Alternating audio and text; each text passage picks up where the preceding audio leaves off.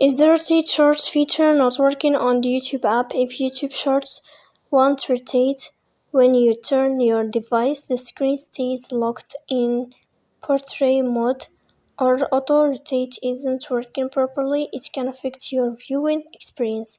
In this video I will show you how to fix rotate shorts on YouTube. The first thing you have to do is to go to YouTube shorts or to YouTube app first, and then here in this page